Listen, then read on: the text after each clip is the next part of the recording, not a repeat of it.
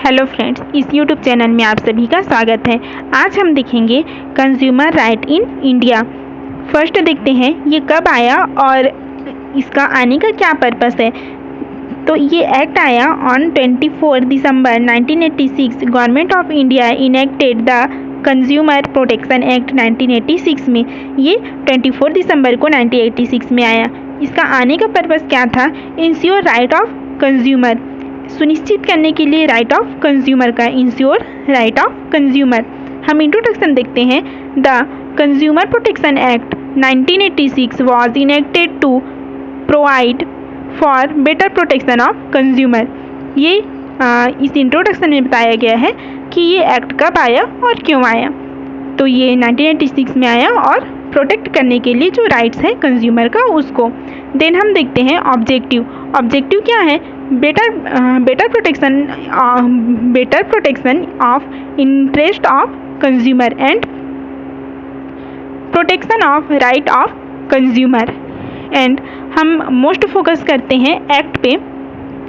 The act according to section 2D of the consumer protection act 1986, consumer means, हम देखेंगे consumer का मतलब, consumer के अंडर में कौन कौन आते हैं और फिर देखेंगे कि कंज्यूमर कौन नहीं कहलाएगा।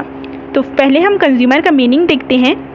Any person who by any goods और सर्विस इज़ अ कंज्यूमर। कोई भी पर्सन अगर कोई भी चीज़ बाय करता है, गुड्स का मतलब कोई भी सामान होता है, और सर्विस का मतलब हम समझते हैं, जैसे एग्जांपल के लिए अगर हमारा तबीयत खराब है, जैसे कि हमको फीवर है, तो फीवर का ट्रीटमेंट के लिए हम हॉस्पिटल गए, तो डॉक्टर जो ट्रीटमेंट प्रोवाइड करता है और नर्सेज जो केयर प्रोवाइड करती हैं वो क्या कहलाता है? सर्विस, क्योंकि हम उसके लिए पे कर रहे हैं, पेमेंट दे रहे हैं। तो हम कंज्यूमर का मतलब समझते हैं कि कोई भी गुड्स हो या सर्विस हो जिसके लिए हम पे कर रहे हैं वो क्या कहलाएगा? कंज्यूमर। वो जो पे कर रहा है वो क्या कहलाएगा? कंज्यूमर कहलाएगा। एक और इसके अंडर में आता है कंज्यूमर, जैसे कि अगर तुरंत वो पैसा न दे के इंस्टॉलमेंट के रूप में भी देता है तो वो भी क्या कहलाता है? कंज्यूमर के अंडर में ही आएगा। हम देखते हैं कि कौन कंज्यूमर नहीं कहलाएगा। तो except if he use such goods और सर्विस फॉर कमर्शियल पर्पस। अगर वो अपने बेनिफिट के लिए कोई सर्विस या गुड्स लेता है तो वो क्या कहलाएगा? वो कंज्यूमर नहीं कहलाएगा। फिर देखते हैं, और if the good service provide if free of cost the person shall not be considered a consumer. अगर कोई भी सर्विस प्रोवाइड किया जा रहा है या गुड्स प्रोवाइड किया जा रहा है फ्री ऑफ कॉस्ट पे, तो जो सर्विस ले रहा है या जो गुड्स ले रहा है वो लेने वाला कंज्यूमर नहीं कहलाएगा, क्योंकि वो फ्री ऑफ कॉस्ट है। वो अपने जो गुड्स या सर्विस जो प्रोवाइड कर रहा है वो अपने स्वेच्छा से, अपने मन से दे रहा है। जैसे कोई आपदा आती है तब जो सर्विस प्रोवाइड किया जाता है, गुड्स प्रोवाइड किए जाते हैं फ्री ऑफ कॉस्ट, तो ये सब इसके अंडर में आएंगे। तब वो क्या जो सर्विस या गुड्स ले रहा है वो क्या कंज्यूमर नहीं कहलाएगा। फिर देखते हैं हम राइट्स।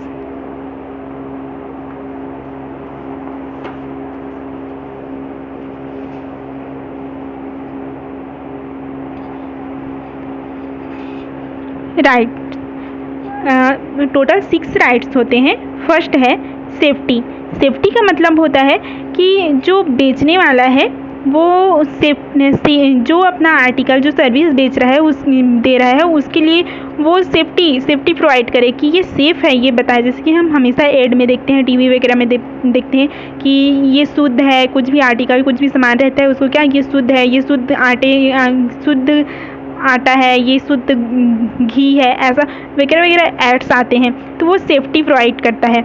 एंड इंफॉर्मेशन, कोई भी सामान है उसका कंप्लीट इन्फॉर्मेशन होना चाहिए। जैसे कि हम कोई भी हम सामान देखते हैं उसमें लेबल लगा होता है, लेबल में पूरा दिया होता है कि मैन्युफैक्चरिंग डेट कब बना एंड एक्सपायरी डेट कब एक्सपायर हो जाएगा, एंड इसका प्राइस कितना है, एंड कौन कौन से इसमें और इंक्लूड करके कौन कौन से इसमें ये किस तरीके से बना है, इसमें क्या क्या ऐड किया गया है, ये सारे इन्फॉर्मेशन रहते हैं।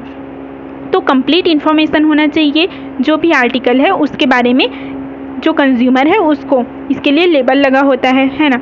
एंड चूज़ करने का राइट्स होता है कंज्यूमर को, जैसे कि एक ही ब्रांड के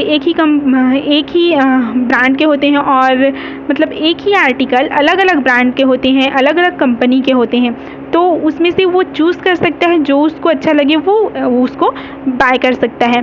फिर हियर्ड, अगर कोई एनी प्रॉब्लम आता है, जो वो गुड्स लेके गया है उसमें एनी प्रॉब्लम आता है, तो वो जाके उसी दुकान वाले के पास जाएगा और बोलेगा कि ये इसमें ये प्रॉब्लम है, तो जो दुकान वाला है वो उसको सुनेगा। तो हियर्ड, उसे सुने, ये भी उसका अधिकार है, उसको सुना जाए। देन रेड्रेजल का मतलब होता है, जैसे आर्टिकल ख़राब निकला है, तो जो सामान है वो ख़राब है, ये कंप्लेन कर रहा है, तो उसके लिए जो ख़राब है उस सामान की रिप्लेसमेंट होनी चाहिए। जैसे वो अगर रिप्लेसमेंट चाहता है तो उसको रिप्लेस करके दूसरा सामान दिया जाए, या उस मनी चाहता है तो उसका पैसा वापस किया जाए। देन लास्ट है कंज्यूमर एजुकेशन। कंज्यूमर एजुकेशन का मतलब होता है कि जितने भी उसके राइट्स हैं, कंज्यूमर के जितने भी राइट्स हैं, ये उसको पता होना चाहिए, ये भी उसका राइट्स है। जो हम 5 राइट्स है, उसमें जो 6 राइट है वो ये है कि जो 5 राइट है वो राइट भी उसको पता होना चाहिए, ये राइट भी एक कंज्यूमर को होता है।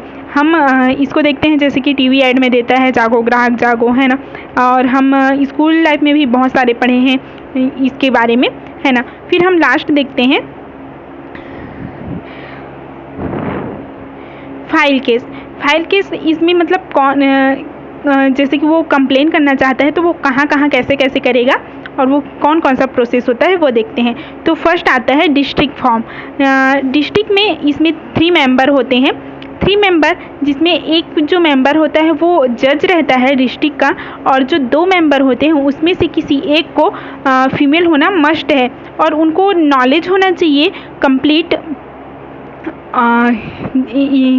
कौन से मतलब फील्ड में वो कंप्लीट एजुकेटेड हो, कंप्लीट उनको एक्सपीरियंस हो। तो वो आता है कि इकोनॉमिक के बारे में उनको पता हो, अकाउंटिंग के बारे में पता हो, एंड इंडस्ट्रियल एंड एडमिनिस्ट्रेशन के बारे में उनको स्किल्ड हो, वो स्पेशलाइज्ड हो। एंड ये जो डिस्ट्रिक्ट लेवल में है वो कितने पैसे तक का केस को मतलब वहाँ दर्ज करा सकता है, कंप्लेन कर सकता है, तो 5 लाख तक का जो अगर वो बाय किया है, वो सामान लिया है, उसमें जो भी उसको प्रॉब्लम लग रहा है, तो उसके लिए वो कंप्लेन डिस्ट्रिक्ट लेवल पे कर सकता है। देन सेकेंड देखते हैं स्टेट कमीशन। इसमें भी 3 मेंबर होते हैं। जो फर्स्ट मेंबर होता है वो हाई कोर्ट का जज होना चाहिए, और जो 2 मेंबर होते हैं उसमें से एक फीमेल होना मस्ट है, एंड उनको भी कंप्लीट नॉलेज हो, स्पेशलाइज्ड हो, किसके लिए, तो इकोनॉमिक में, अकाउंटिंग में, एंड इंडस्ट्रियल और एडमिनिस्ट्रेशन में। एंड इसमें जो कंप्लेन है वो कितने तक के 5 लाख से लेके 20 लाख रुपीज़ तक के कंप्लेन को इस स्टेट लेवल पे कर सकते हैं। देन लास्ट आता है नेशनल कमीशन। नेशनल में 5 मेंबर होते हैं। इसमें जो फर्स्ट जो रहता है वो रहता है सुप्रीम कोर्ट के जज रहते हैं, और जो 4 मेंबर है वो स्पेशलाइज्ड हो इकोनॉमिक में, अकाउंटिंग में, एंड इंडस्ट्री एंड एडमिनिस्ट्रेशन में। देन इस तरीके से इसको कैटेगराइज किया गया है, और जो इसमें जो कंप्लेन है वो मोर देन 20 लाख रुपीज़ तक के कंप्लेन को इसमें किया जाता है। फिर हम देखते हैं कि इसमें जब कंप्लेन करता है तो कौन से इन्फॉर्मेशन देना है, कौन सा इन्फॉर्मेशन रहना चाहिए। तो वो your name and full address, and second name and full address of opposite party, and complete description of goods or service, and quality and quantity and price and date होना चाहिए उसमें, एंड वो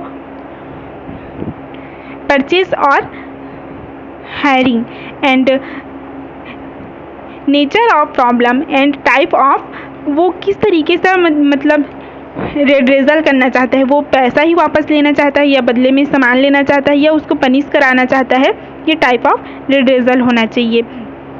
ये इस तरीके से हमने देखा कि क्या होते हैं एक right of consumer. So thank you for watching this video.